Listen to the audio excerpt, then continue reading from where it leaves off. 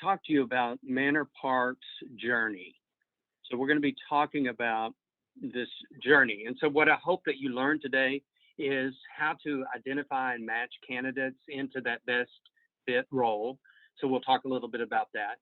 And then participants will receive ideas on how to make your onboarding in those first 120 days of when you get a new employee, how to make the best of that, if you will. We'll talk about that briefly. And then you'll hear about a program that Manor Park developed to help our supervisors, current leaders, and how to identify emerging leaders through that process. It's just a keen thing that we developed called Rapid Resources. So you'll hear about that. Next slide. So the journey that Manor Park took involved our relationship with Action Pact. So I'll share a little bit about Action Pact. Very fortunate out here in Midland, Texas, to have a board of trustees that was very committed to creating a home-like environment as opposed to that institutional-like environment. So we partnered with Action Pact. They are the leaders in person-centered engagement. And what Manor Park wanted to do was create relationship-based care. And so when I came to Manor Park in 2011, we were beginning the process of building 2 new households.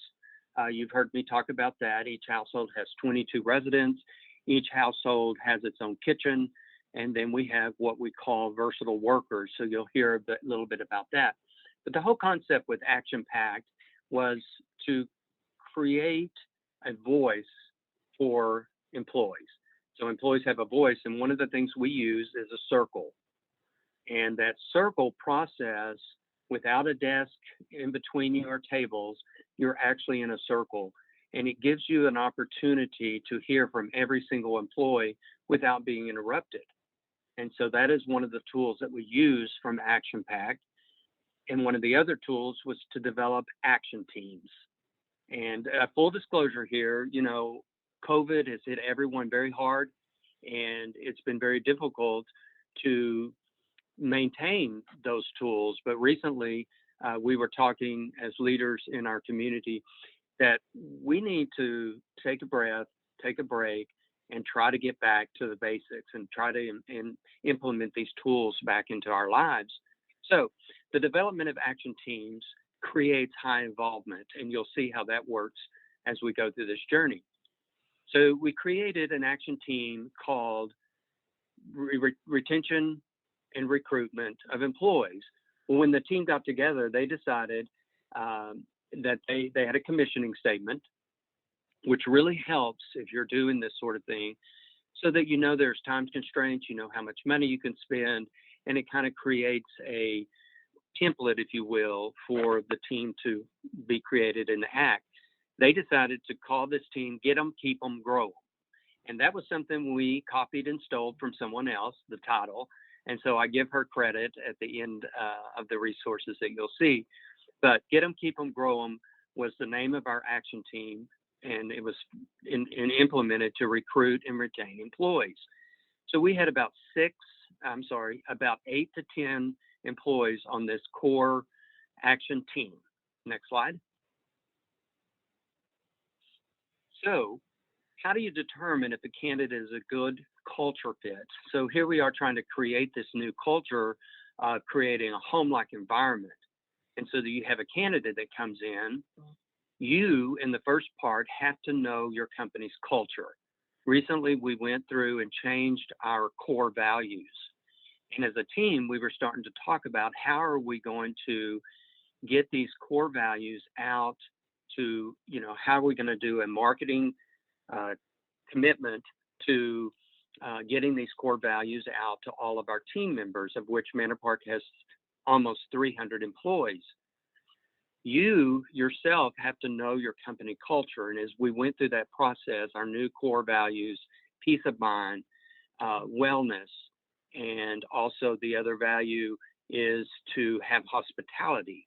So those 3 core values, we have to understand them and know them before so we talked about doing skits, talked about, I think Mark had talked about celebrating on Fridays, and in your team, in your households, in your neighborhoods, having those core values as the topic of discussion in those celebrations of a good week.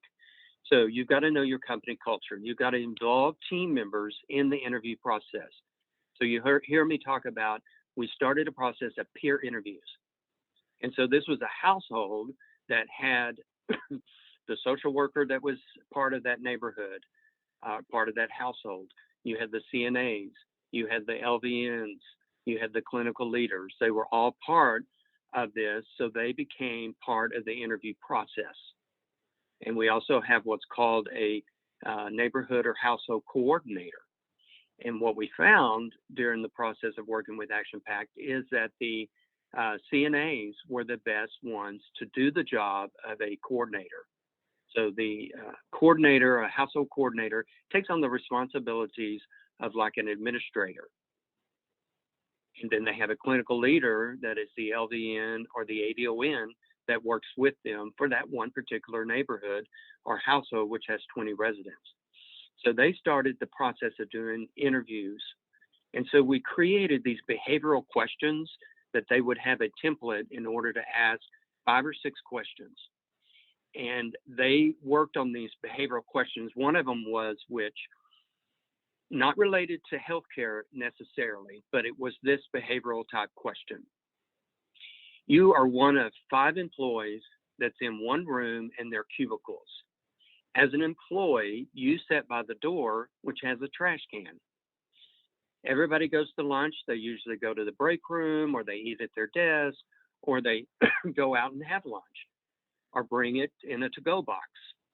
What was happening in this behavioral question, and you're talking to the candidates or the candidate that you're interviewing, you say, now everyone that leaves the room is putting all of their leftover lunch trash in the trash can that's next to your cubicle.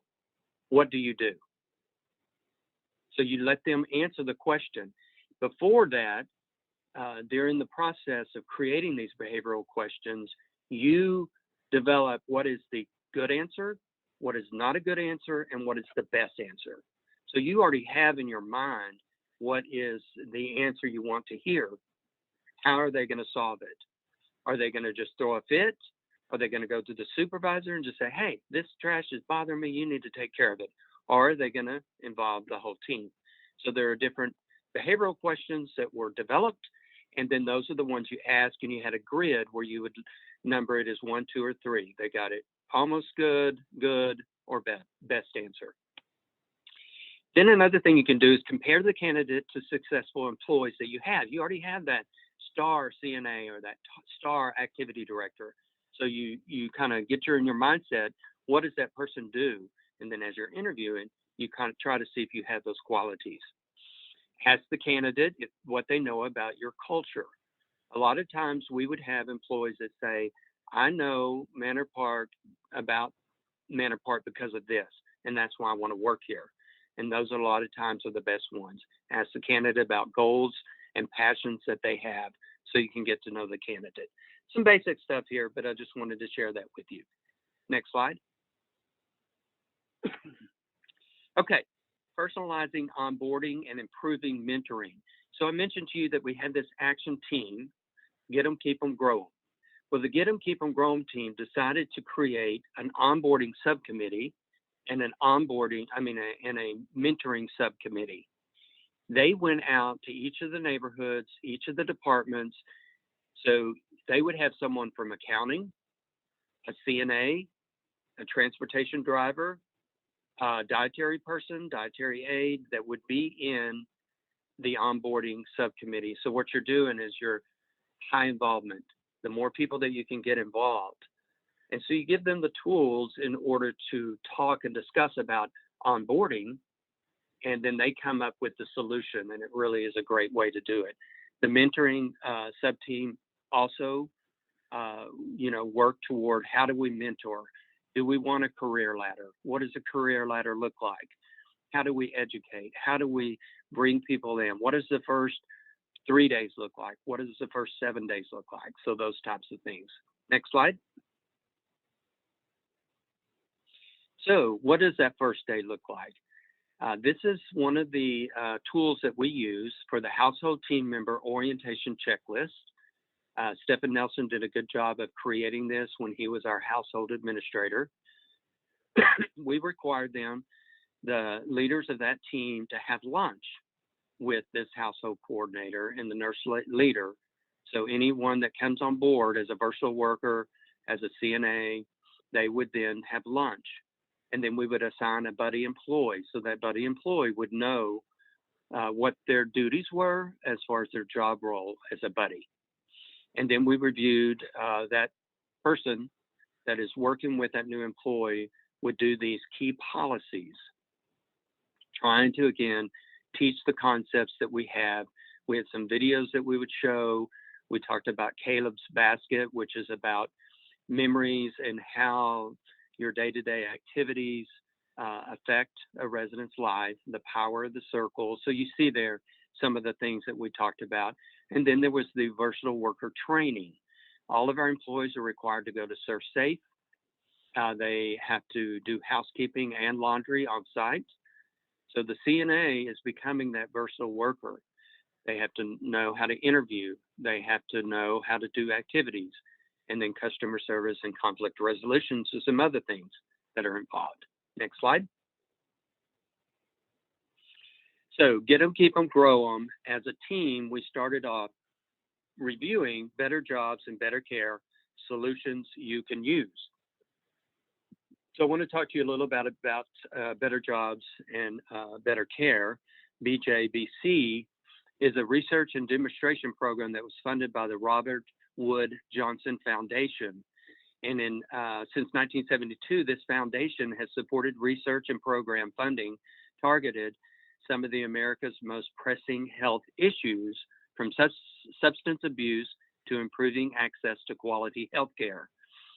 This program was focused on changing long-term care policies and practice with the goal of reducing vacancy and turnover rates among direct care staff and improving workforce quality. So this was the tool that we used in order to better understand. And the next slide shows some of those things that were in this Better Jobs, Better Care article, if you will, or program demonstration. Next slide. So the importance of wage and benefit. We all know that that's very important to get that right. And you've always heard people don't leave a job, they leave a boss. Marcus Buckingham and Kirk Kaufman said in their book, Break All the Rules, What the World's Greatest Managers Do Differently. And so the supervisor plays a key role in those 120 days of the new onboarding of that employee. Job satisfaction is very important, career enhancement, and then the importance of training. Next slide. So what we did as a group is we created Rapid Resource. Rapid Resources was targeted to get those supervisors into short, very rapid sessions where they could learn. And what we did is we had 3 different times, and again, these were 15 to 20 minutes, different locations throughout the campus. And I told you we're on 65 acres at that time. And so we had it in different locations so that supervisors from every area could come to these sessions. Short sessions, so you could come Monday at 10:30, or you could come Wednesday at 2, or you could come Thursday at 10:30. And again, there were different places, so it made it convenient for people, for the supervisors to get that training. And we learned from this that the supervisors, the more knowledge they have, and of course they're, having to do a lot of work during the day. So we really realized that making these short, concise, and something that they could use really helped to build their confidence in being in that supervisory role. So you see some of the topics that we had: federal laws, civil rights, handling on-the-job injuries, accounting and payroll issues, coaching, active listening, conflict resolution 1 and 2, and then what our chaplain does. So these are just some of the different presenters. And again, our whole mission was try to create high involvement to get a lot of people from different areas presenting as well. And so there would be a time when that household coordinator came on, started her supervisory skills, and became proficient at working with the team. And then she would be asked to lead one of these sessions. Next slide. Nothing measured, nothing managed. As we went through sessions at Leading Age, we heard this phrase, nothing measured, nothing managed. And so we applied that to our employee census. So our HR department, working with our staff development director, they got together and created, on the next slide, it shows you some of the tool that we use, and I'll be happy to share this with any of you. We review this weekly at a senior management team meeting, and then we also review it weekly with the supervisors. So the supervisors of each household, that neighborhood coordinator or the clinical leader, both of them are in the meeting on Monday, and we go over what openings they have, what potential candidates they have to interview, and that sort of thing. So you can see Wednesday is orientation. Those are the employees, new employees that completed orientation, and then you have any transfers that you had, and then any separations. On this right-hand side, you'll see the different areas, healthcare, then you see Bluebonnet and Buena Vista. Those are two different neighborhoods. Junction Junction and Mayberry are two different households, neighborhoods, and Willowbrook Circle. Next slide. And then you see up here where people are out on leave and people that are having out on COVID. And then you see, again, Helen Great House Manors, our assisted living. And again, it shows what category. Is it a nursing home neighborhood coordinator that's needed, or is there a CNA that's needed? And then the blue has our total CNAs from healthcare that we are required to fill, and then the total number of LVNs. Next slide. And then this last page shows the grand total at the bottom. And what we're doing is we're doing a fill rate, and you'll see down there it was at 88% and 32 campus-wide openings, which is one of our worst. We usually run about 93%, but we, along with others, have had a lot of hard times during COVID as far as filling some of those required positions. Next slide. This again shows a monthly view of healthcare's employees. You see there 95.1%. Helen Great House Manor Assisted Living is at 93%. Administration is at 96%. And you go down the line, housekeeping, dining services, and maintenance. And again, we learned that nothing measured, if you're not looking at it, you're not going to manage it very well. This has been very helpful to us in order to recruit and retain employees. Next slide. So some key points that I want you to go away with is that peer interview process. Very important to get people involved. One of the other things that we did is that CNAs, back in the day, they would come on board as PRN. So they're a PRN CNA, and they know that and they're working one shift. And the reason for that is to make sure that they're a good fit. And you think, wow, how's that going to work? But the employee wants a job, the candidate wants a job. And so they're going to come into that position and hear, what? I'm going to be paid full time, but I'm still in PRN status until I am accepted. So even the residents get involved with saying, that is a good fit. We want her to be on the team. So that was kind of an interesting thing that we've done in the past. Onboarding with purpose. I hope that you heard a little bit about that, taking folks to lunch. Self-led teams, again, that's another key concept that Action Pact taught us, is to really create those teams that are self-led. They're managing their own schedules, they're covering for each other, and they're really working as a team. Nothing measured, nothing managed. Education is power through our rapid resource. that is all I have to say, and I hope you've enjoyed it, and hope you enjoy the breakout sessions that we have planned for you.